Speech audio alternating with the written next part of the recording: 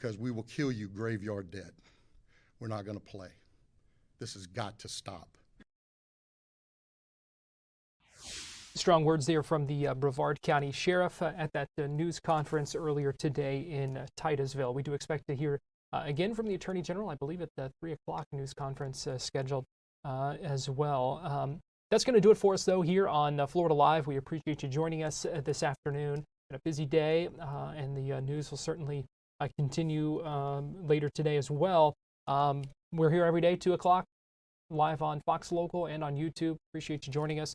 That's going to do it for us today. Hope to see you tomorrow.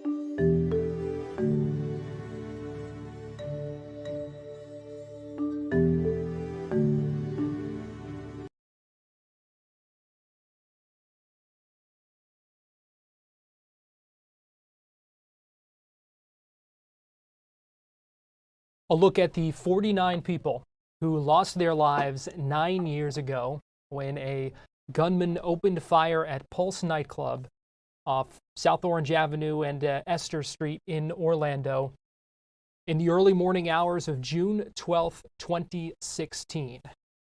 Good evening to you, and thanks for joining us here on Fox 35 News Plus as we remember Pulse 9 years later.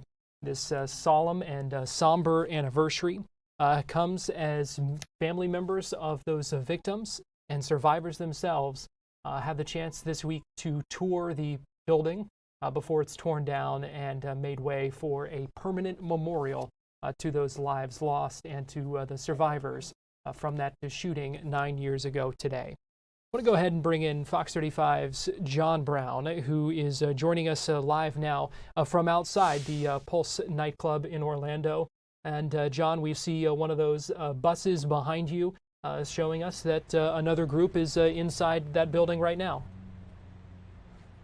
Yeah, so that's been taking place for the past couple of days down here, and a lot of families didn't want to go through the nightclub site here because maybe it's too raw, too emotional, but a lot of families have told us that they needed the closure to go through here and see where their son or daughter died, see the actual spot where it happened. And city officials have told us that when you go in there, it's much like it was right after the investigation wrapped up, right after the shooting that night. Still bullet holes in the wall. So there's a lot of things that I think will bring back a lot of memories for people from the news coverage we've had over the years. And when you were talking about 9 years ago, it's, for a lot of people, it is hard to believe. That was my last week on the air here in Orlando before I moved up north for a while. And so it's one of those news stories, I think, that you do. And I remember I got called in early to work that morning. My phone had been ringing all night long. I hadn't heard it, and I came in. And I still remember that morning when we were on the air. I was there with Andrea Jackson at that time. Luann was with me. Amy Caulfield also was there. And, you know, it's one of those news stories where you just remember everything about the coverage because we had first heard there was a shooting, but we didn't know much about what had gone on inside. As the morning went on, we heard that there were probably some fatalities. And then ultimately, Mayor Dyer held that press conference. And that was the first moment when he said something like, the number we have right now is 45 dead. And I remember sitting on the set and all of our hearts just sunk because the magnitude of that number was just something we didn't expect. Because we had heard, I think some of the numbers we were hearing, like 4 or 5 people dead at this point. They had the shooter under control. It was what we were hearing at that point. But when he came out and said, I think the number was 45, man, that just blew a lot of us away. And then ultimately the number ended up being 49. So yeah, 9 years. But this moment today, I think, is bringing a lot of people back to 9 years ago when they woke up on that morning and heard the news. And I heard from people for a long time who said they were just riveted, could not turn away because they just couldn't believe that it happened in this city. And Garrett, another thing that always stuck out to me is hearing from people around the country. They kept saying, I can't believe something like that would happen in Orlando. So I think for a lot of people, that was the moment where you realize something like this can happen in any community.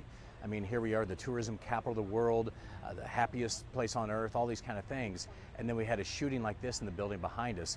And it really made it real for a lot of people. And I remember for weeks after that, just the emotions that so many people felt. So again, I think a lot of people also thought that at this point, it would be wrapped up, the building would maybe be gone, there'd be a memorial on the site, but that hasn't happened. A lot of politics involved, a lot of infighting, and really just a lot of work to make sure that it's done right. So we started looking into why the memorial hasn't been built at this point. So if people haven't been following along to understand why we are where we are right now, with the building still looking very much like it did that night, here's a look back in time at why that memorial still isn't standing. This was a tangled web from the beginning. I think the struggle was, letting it go, and it's just something I could not come to grips with. We went from Orlando United to Orlando, infighting. Barbara Poma owned the Pulse Nightclub and started the foundation. It isn't easy for me to stand on this site. What began as a place for fun and joy is now sacred ground. But when the foundation board couldn't come to an agreement with Poma about selling the site, well, a stalemate ensued. Shortly after that, One Pulse announced it was no more. In October of 2023, the city of Orlando announced that it was going to take over the issue and then purchase the Pulse property for $2 million. It became clear in the last several months that the Pumas and One Pulse were not going to be able to come to an agreement related to the Pulse property and building the memorial for Pulse on that property. Then 1 year ago this week, city officials announced the Pulse Memorial Advisory Committee was being formed to move forward with the plans. That committee met and eventually came up with a design for the memorial. They finalized that recommendation in February of this year. I think it's a very respectful memorial. It's something that honors the 49 that were killed and all the survivors and families. These new renderings show what's to come for the Orlando Pulse Memorial. An angel ellipse, a healing garden, and a survivor's wall.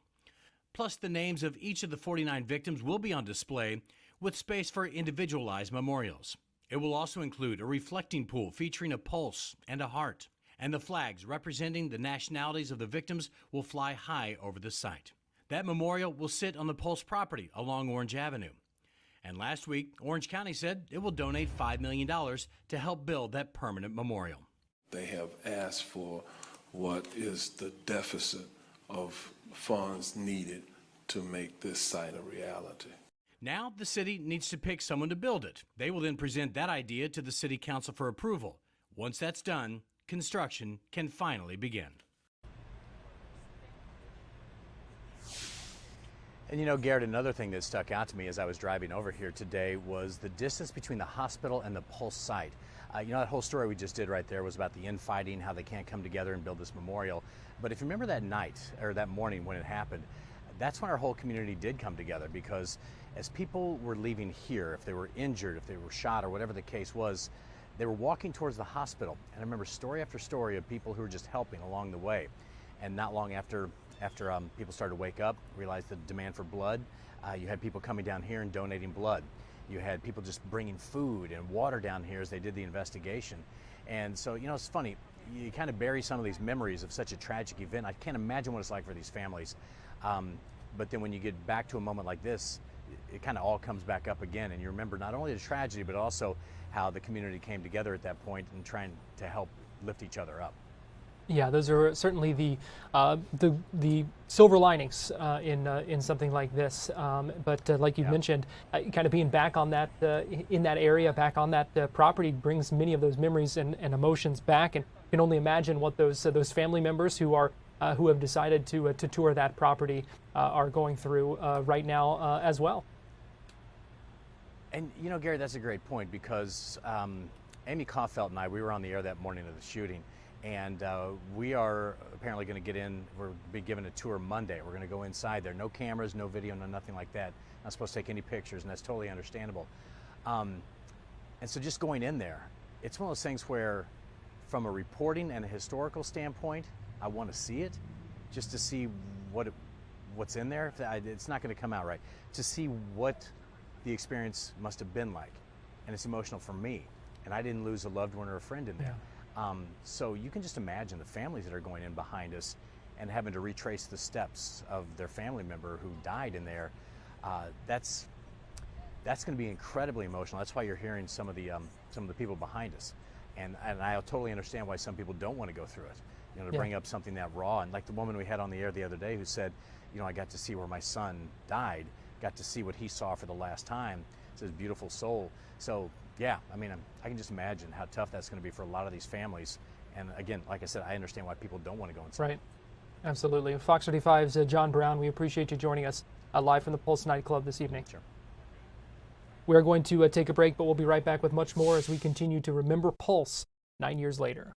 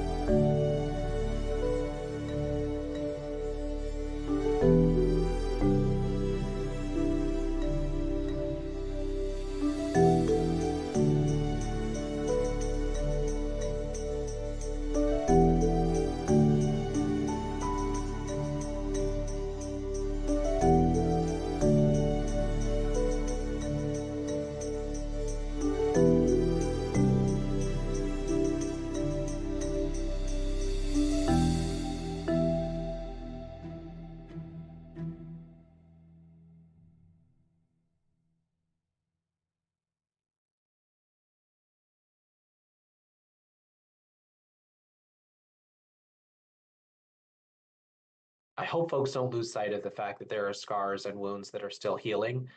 Even as we talk about a permanent memorial space, even as we, mark 9 years, there are people who have physical injuries. There are people who have deep emotional and mental injuries. There's an entire community that has been scarred, and people are going to need resources and help along the way. For the rest of their lives. So I hope we can continue to commit not just to remembering and reflecting on what happened, but also to doing the work to make sure that survivors and family members and first responders are all cared for in the years to come. That is Brandon Wolf, who is not only a Pulse survivor, but also the National Press Secretary for the Human Rights Campaign. He lost his two best friends that night. He was in the club himself, but turned his agony into action. Again, advocacy work that started before his time, even with the Human Rights Campaign. Had the chance to speak with him today about what this day means to him, and also what he wants people to know and what he wants to see continue to come from this as the years continue to pass. Brandon, this is the 9th now anniversary of the Pulse nightclub shooting. What is this day like for you? Yeah, I've been reflecting a lot on how much has changed and how little has changed over the last 9 years. So much has changed for me personally. I left my career in corporate America. I went into the work of LGBTQ plus civil rights full time. I, still do a lot of work in the gun violence prevention movement. So much has changed for me personally.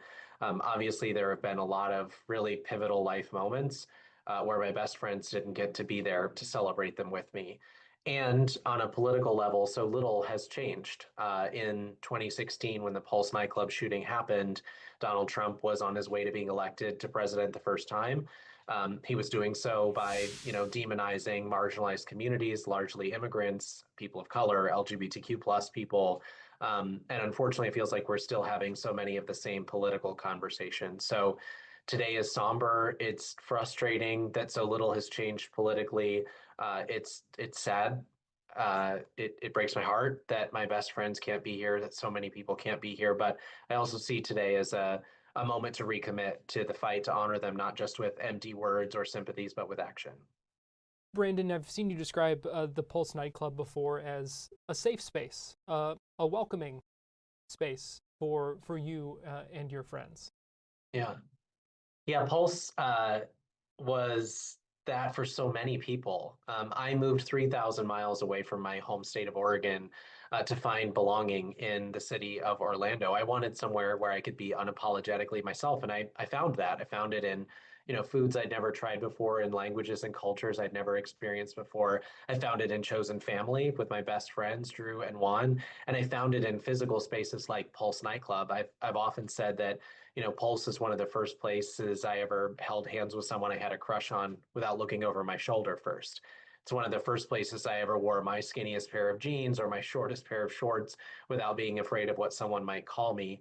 And it was that sense of safety and belonging that brought so many people to Pulse. I've over the last 9 years traveled the country, even traveled the globe, and talked about what Pulse meant to us. And, one, I'm always surprised by how many people have a story about being at Pulse when they visited Orlando, when they lived there for a time.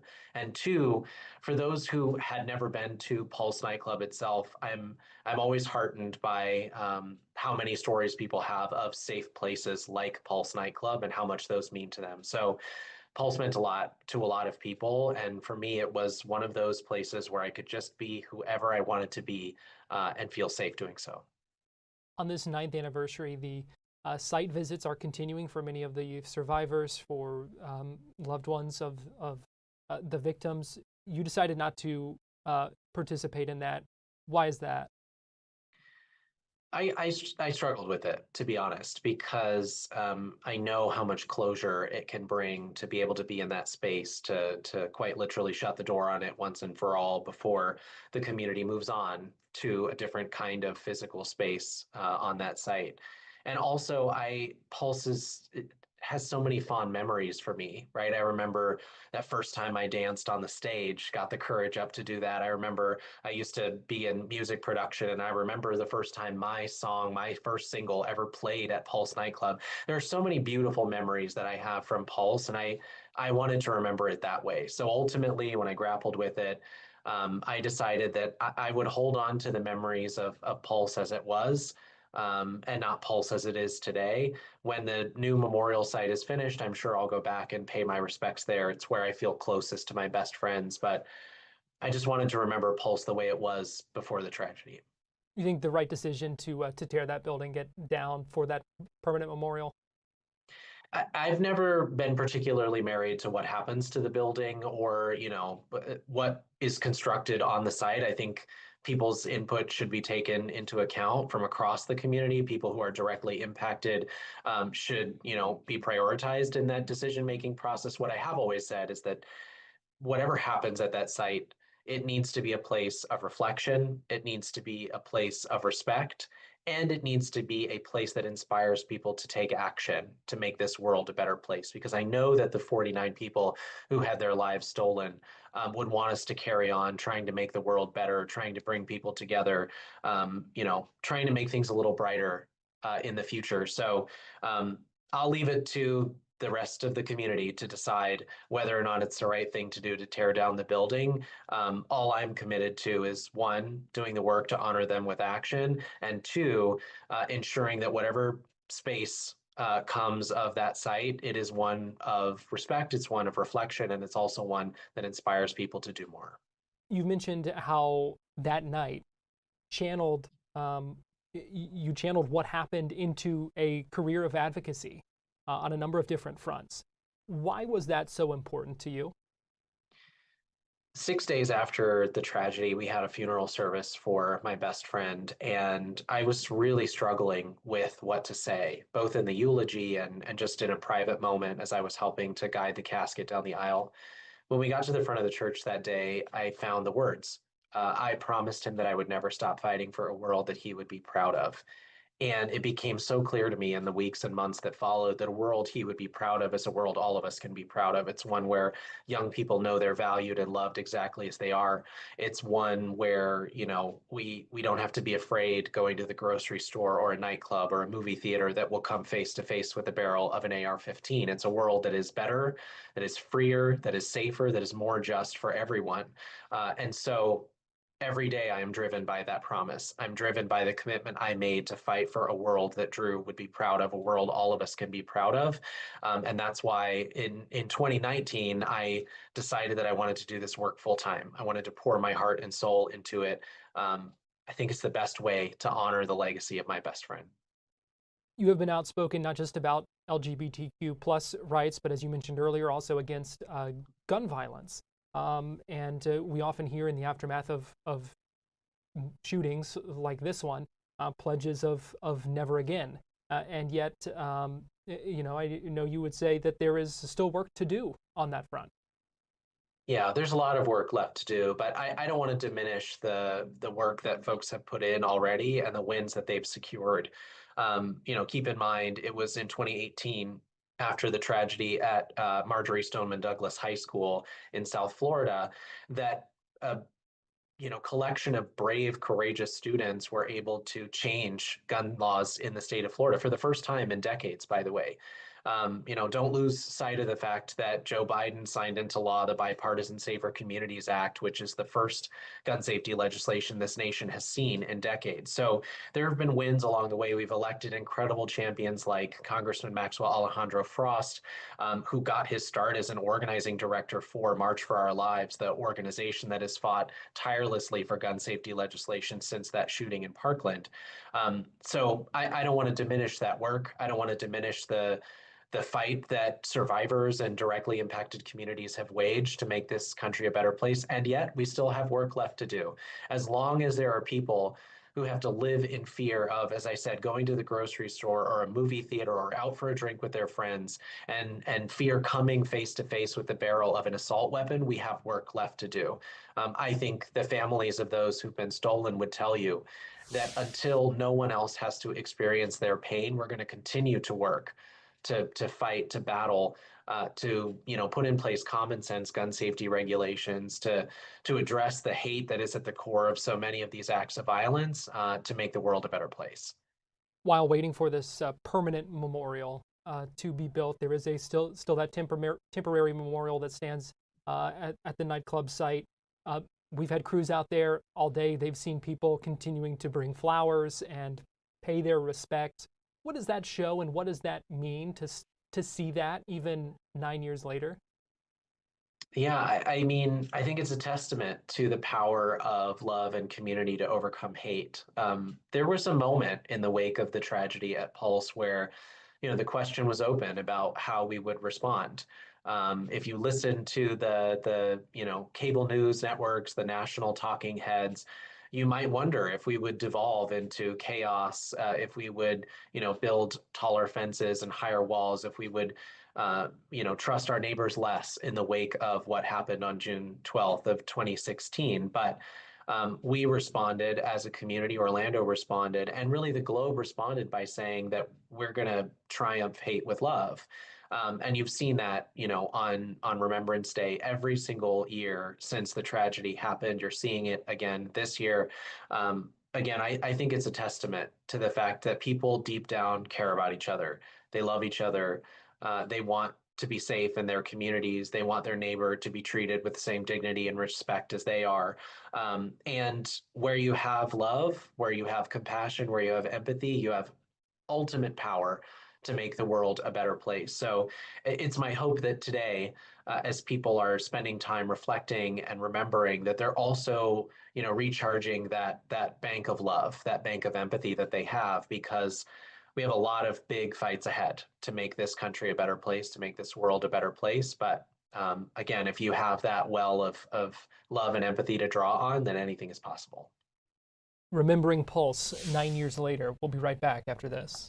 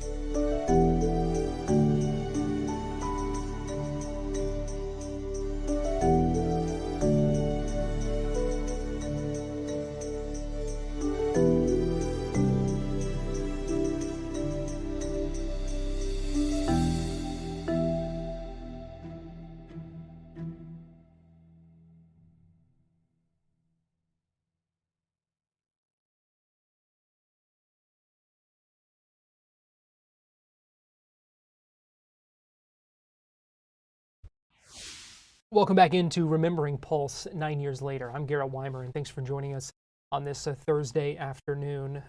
9 years since that shooting that took the lives of 49 people and injured 53 others. And as we look back, we've heard a lot of people talk about the unity and the community coming together, showing their love and support for all of those impacted. And one way we saw that in the aftermath of this was with rainbow ribbons. And at the center of that effort, the Orlando Ribbon Project. I want to bring in Ben Johansson, who is the founder of the Orlando Ribbon Project.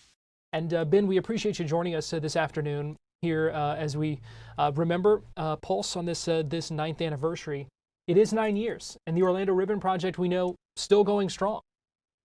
Yes, we are. We made a promise, and we're going to keep to it. First promise was 1 million, and we're going to hit 2 million ribbons in probably a couple of months. So, yeah. 1.9 million ribbons. They've gone out to every state. They've 60 plus countries, every continent. Just talk to me a little bit about that. That has to be kind of mind blowing to wrap your head around. Yeah, it kind of is. And, you know, just from meeting people through the Orlando Ribbon Project, I've been able to make some great contacts. Getting them to Antarctica, never in a million years would I have thought that that would have happened. But I had a friend who was a scientist and who wanted to honor the 49. And she emailed me. I sent her some ribbons. And then the next thing I knew, they were on another continent. And then we went to space. Richard Branson, I had a chance encounter with a friend to get Richard a ribbon, and he wore it when he went up into his rocket. If you look back at those tapes, he's wearing it very proudly. And I am very happy and proud that that he honored the 49 all the way up in space.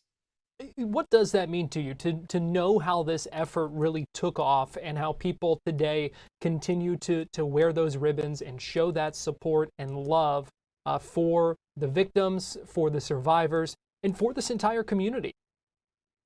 Absolutely. I mean, it became a community project in a way that I didn't think, you know, I mean, I thought maybe I would make a handful of ribbons, and then more and more people wanted them. And more people wanted to help. They wanted to do something. And that's like the tagline of the Ribbon Project, is do something, you know, honor them with action. And people still want to honor them with action just by wearing a ribbon.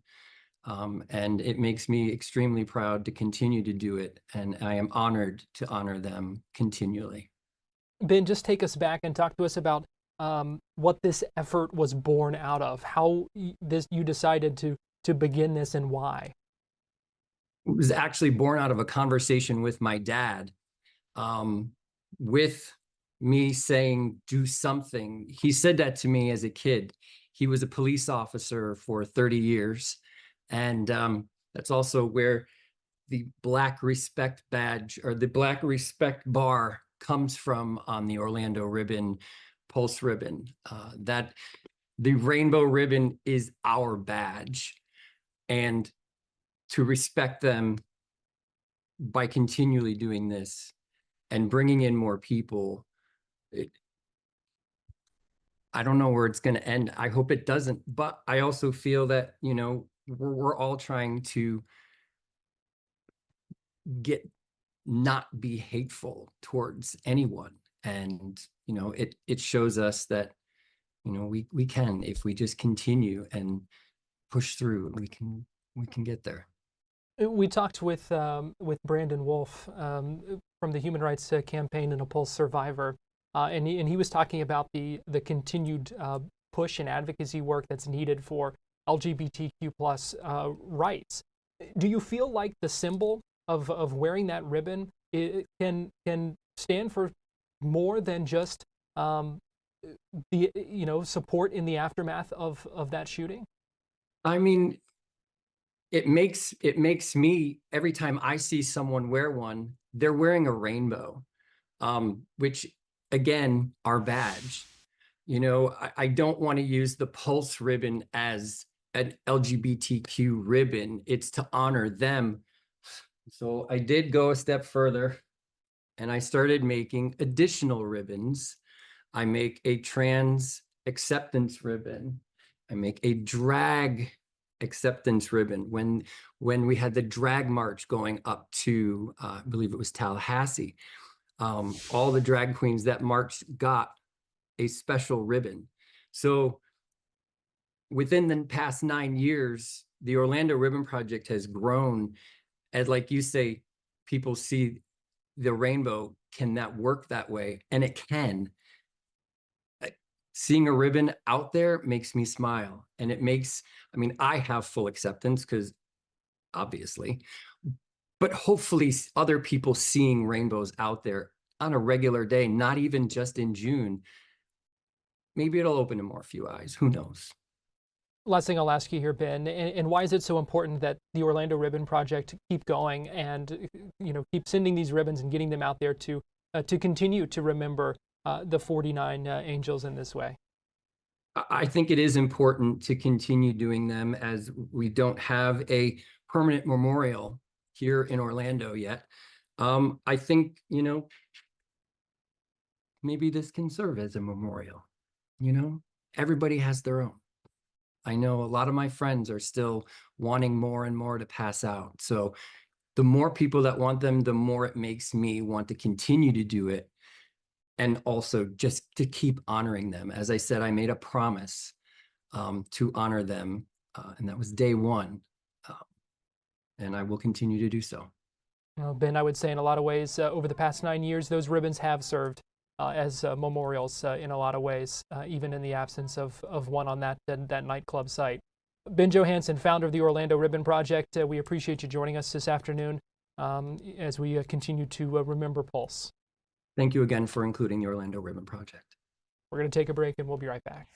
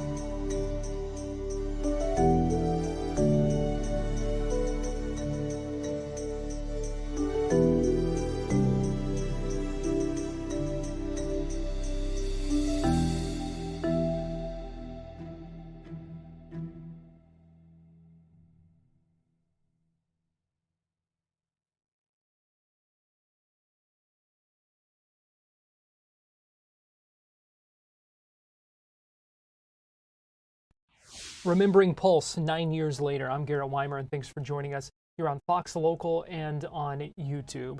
The annual Pulse Remembrance Ceremony is scheduled to begin this evening at First United Methodist Church in downtown Orlando, a solemn ceremony to remember those lives that were taken from us 9 years ago today. Joining us live now outside First United Methodist Church downtown is Fox 35's Stephanie Buffamonte. And Stephanie, good evening to you. Good evening, Garrett. Yes, definitely a somber day for the families of the 49 angels, for the survivors, a very difficult day, and also for the Orlando community as a whole. So this is going to start at 5:30. They already are starting to let people in right now, primarily families of the victims, but we are outside the church right now. Things will get started inside. There will be the 49 tolls of the bells for the 49 victims. Also, their names will be read aloud one by one, and that is just such an emotional part of this ceremony every single year, to hear their names read out loud. In previous years, we've heard from survivors. One story in particular that has always stuck with me is a story of a survivor who was shot 4 times that night inside Pulse. And she talked about how it changed the course of her life. Take a listen. The tragedy that changed my life also pushed me into my life passion. I knew that I wanted to save people like the paramedics and EMTs who saved me. So you heard it there. She became an EMT after what happened because she wanted to save people like how she was saved that night. So I just thought that was such a powerful moment, and that is what we are expecting to hear this evening. Hear from families who have lost loved ones, and hear potentially from survivors themselves. Yeah, Stephanie, you mentioned the emotion, and stories like that from that woman who said that her life was changed, and it's hard to think about when you're going through the immediate aftermath of something like that, something so terrible, something that is unthinkable in so many ways. But to see stories like that and stories of good that have come from that, despite the evil of 9 years ago. You always hear, on the somber anniversary of Pulse, keep dancing, because as we know, Pulse was a nightclub, and they say keep dancing, Orlando united, Orlando strong. We talk about things like that because as horrible and horrific and tragic as this was, it also brought the community together to not allow hate to win, and to show that love will always prevail. So that has always been such a strong message as we mark the Pulse tragedy. And this has not only affected the survivors, the families of the victims, but the community as a whole. We actually heard from Mayor Buddy Dyer earlier today. We have some sound from him. Just going back in there just brings back all of the memories of that night, and then the weeks after that. People that don't live here in Orlando experienced Pulse for a day or maybe a week. The national press was here that long, but the people here in Orlando are still experiencing Pulse 9 years later.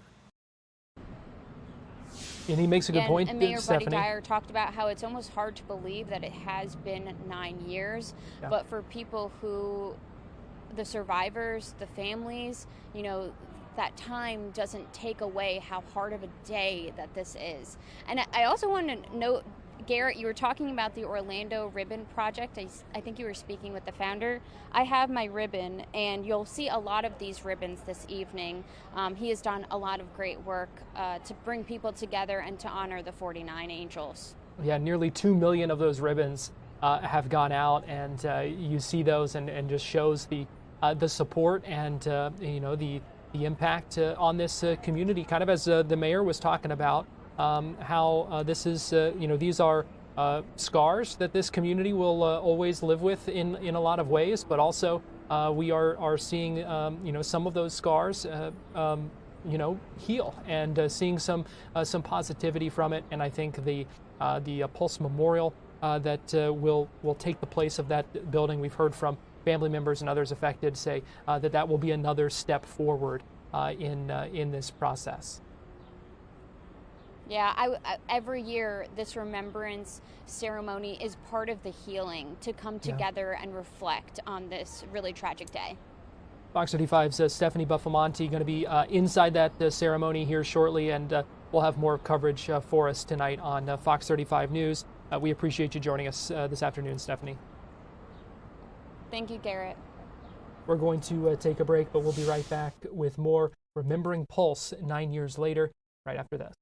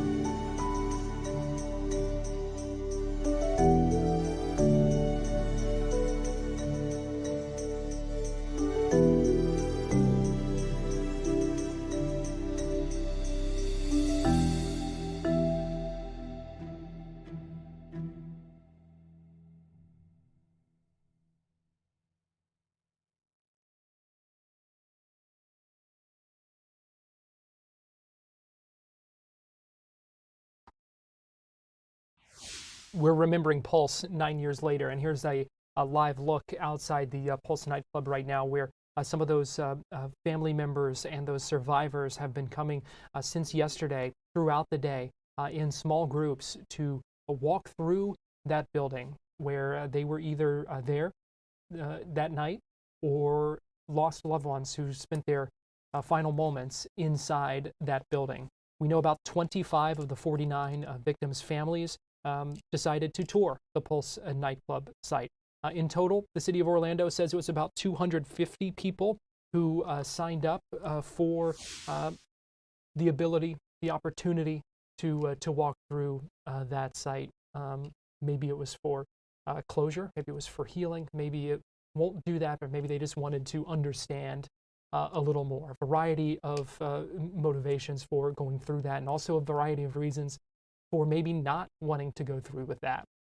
Over the past couple of days, we have had the chance to hear from survivors, from victims' families who did decide to tour and who didn't decide to tour. And they have shared some of their stories, and their stories of loss, their stories of survival, but all of them are stories of strength. And I want to play for you as we hear from some of the people that we heard from today. A shooting survivor, someone who lost her cousin, and then another shooting survivor as well. Take a listen. I'm a poor survivor.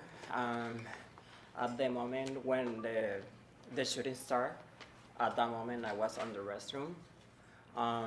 When everything started, I said, this is the music, or this is somebody shooting.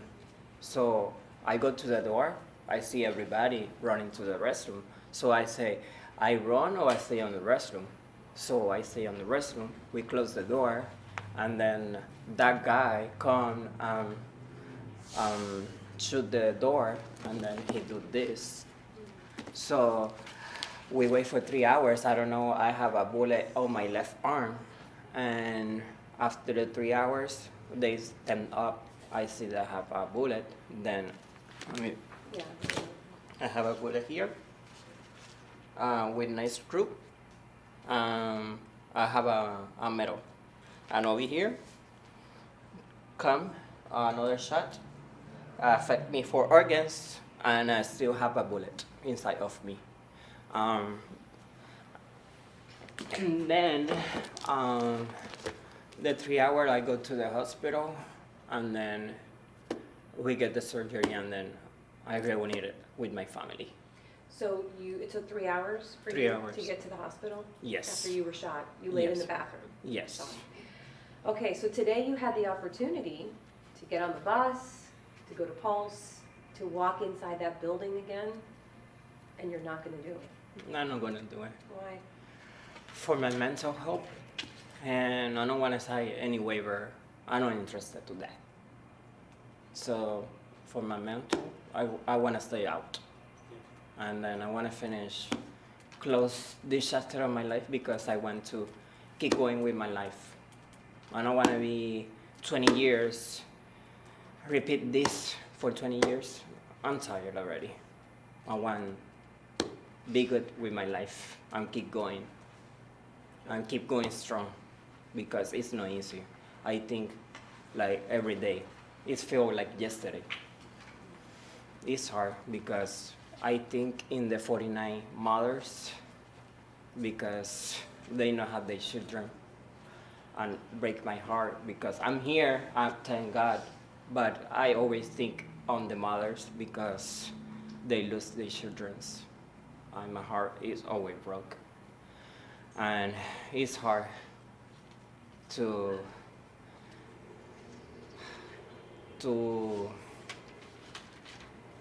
seguir hacia adelante. Está difícil porque pues it's been 9 years on the same page. We were taken. My father already had an idea in his head. He felt, and we knew, or we felt that it was where the dance floor was. And when my father specifically, he kind of stood there. He's like, "This is it." And we kind of gathered right there. We asked. We wanted to verify, and in fact, that was when it, based upon what we are understanding.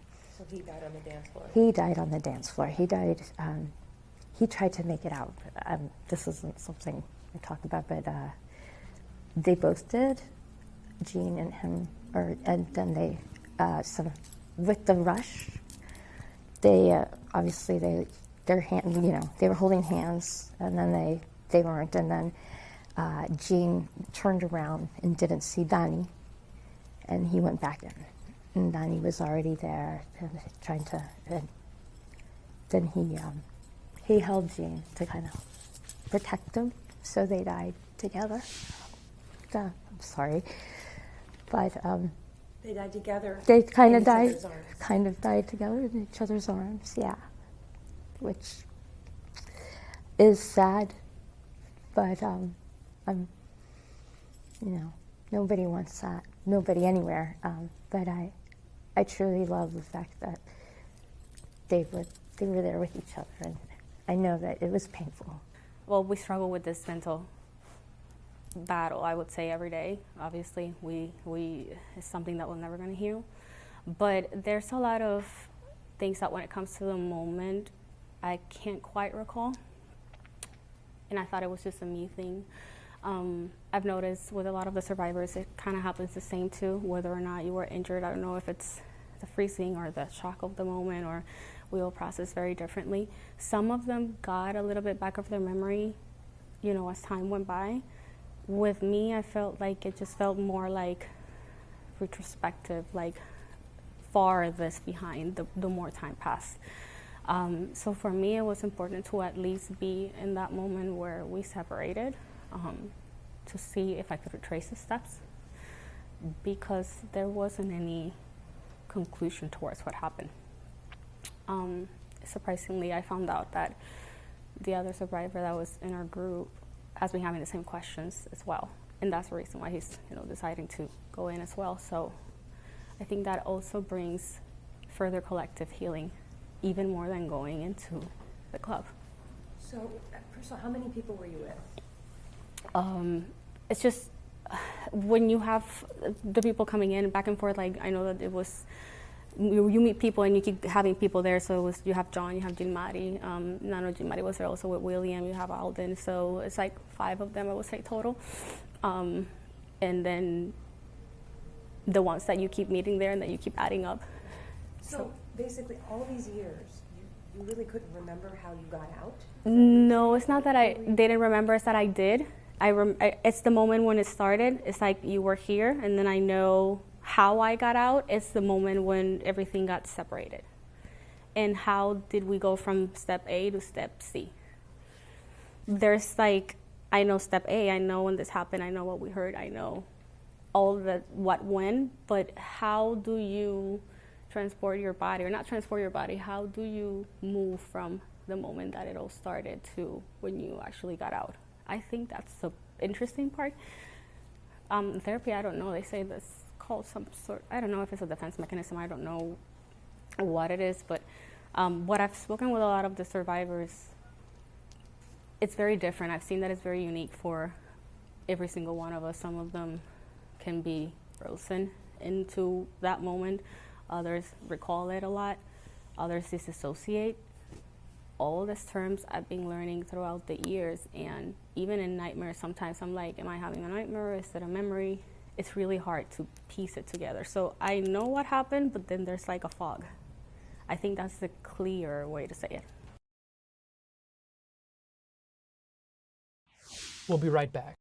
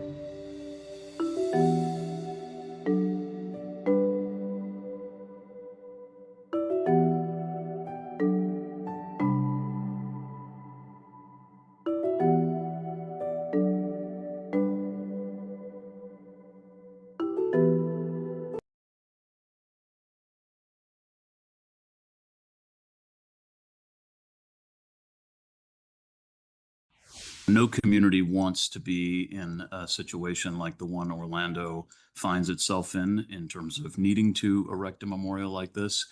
But I do hope that other communities around the country and the world will take note of what Orlando did, of having a broadly inclusive process, hearing a lot of different points of view from all over the country and beyond, and crafting a vision that really took into account everyone's underlying interests. I think this has become something of a model for other communities to follow, and I hope they will. After 9 years, the city of Orlando is on the path to a permanent Pulse Memorial. It started back in October of 2023 when the city purchased the nightclub property. The Pulse Memorial Advisory Committee began their work meeting in July, ended up presenting their final concept to the city back in February. Today I had the chance to speak with Dr. Larry Schooler, who is the facilitator of those conversations, the consultant during this process, to talk about the steps getting here and the meaning behind that memorial. Dr. Schooler, I know you are in town right now, planning to attend tonight's remembrance ceremony. First of all, just what does it mean to you to know that the city is now on the path to having this permanent memorial? Well, Garrett, thanks for having me again. And honestly, I think it's more about what it means to the city of Orlando and the broader Pulse community, which I think has proven to be a global one, frankly, not just after the tragedy, but even in the run-up to what took place tragically 9 years ago. I think we've seen a great mix of perspectives come together and coalesce around a shared vision for a memorial that I think folks will be proud to visit and derive a lot of benefit from visiting. And so, to be associated with something like that certainly is an honor for me, but I really think it's the folks involved with it, particularly the members of the advisory committee and city staff and relatives and survivors who all should be very proud. There was a lot of work to do to get to this point. Can you kind of take us back to when those conversations first started and how we finally got to this point? Yeah, it's a good question. So when I was brought on in the spring of 2024, I made it clear that I didn't have all the answers, that I really needed to take an in-depth look at what had taken place up to that point. Obviously 8 years had elapsed and some other work had been done. So we took our time. We had focus groups and interviews and some surveys to just understand what people wanted out of a process. Then we solicited applications for a committee, and we had 4 community leaders review those applications without the personal information attached. They made recommendations, which then the mayor's office reviewed, and then we had our committee in place by July. And then we took a number of steps with that committee to really make sure that we weren't just jumping right into, here's what we want it to look like, but understanding its purpose, understanding what we hope it will achieve, understanding the different perspectives of various kinds of visitors, and understanding how different elements might actually fit together on what is arguably a relatively small piece of property. You worked closely with survivors, with the families of these victims. What did you learn about them and their strength throughout this process? I'm sure it was not an easy one. It wasn't an easy one, and I'm sure they got either impatient with the process or maybe frustrated with it or frustrated with me, and they are well within their rights to do that because they had been waiting, as we said, for more than 8 years to get to this point. And now they're going to wait a little bit longer, hopefully, for the memorial actually to open. But to your point, I mean, I think the fact that all members of the committee essentially had some direct attachment to the tragedy, whether it be losing a relative, surviving, et cetera, spoke to the fact that they are resilient enough to be willing to put in hours and hours of time to revisit this tragedy and to deal with various kinds of metaphorical elephants in the room in terms of the discussion. So, their actions spoke even louder than their words did in that way. What do you want people to know about this this process and this path forward now for this memorial? Yeah, it's a great question. I think first and foremost, what I want people to know is that this was a collaborative process that was orchestrated by members of the Orlando community, as well as members of the broader Pulse community. The city of Orlando certainly had made the decision to acquire the Pulse property and sort of orchestrate a process, but really when it got right down to it, city staff were sitting to my right in most of the meetings on the side, and the committee was given center stage. And it's also really important for people to understand that over the course of the committee's 7 or 8 months of meeting, my team and I were contacting, dozens, if not hundreds of people who were either related to a victim, one of the 49 angels, or were a survivor, because we really didn't want to take for granted that everybody would just take an online survey or hear about the meetings and come to them and so on. We wanted to go the extra mile, and we wanted to communicate in a person's preferred language. So we, of course, used English and Spanish, used texts and emails and phone calls. So I guess at the end of the day, what I really hope people understand is that this is their memorial. It's not the city of Orlando's from the standpoint of the government. It's really what I think the community and those most affected by this tragedy wanted. Thanks for joining us this afternoon as we remember Pulse 9 years later. And as we do so, let's also not forget those 49 lives taken too soon in the early morning hours of June 12th, 2016.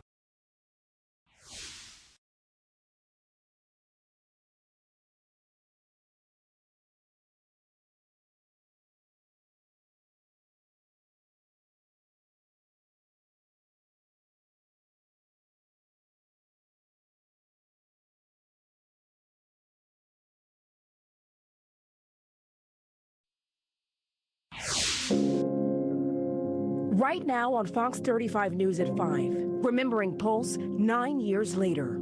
I want to close this chapter of my life. One by one, survivors and family members of the victims walked into the nightclub for the first. And I wanted to see what my son saw the last time he was alive. And last time.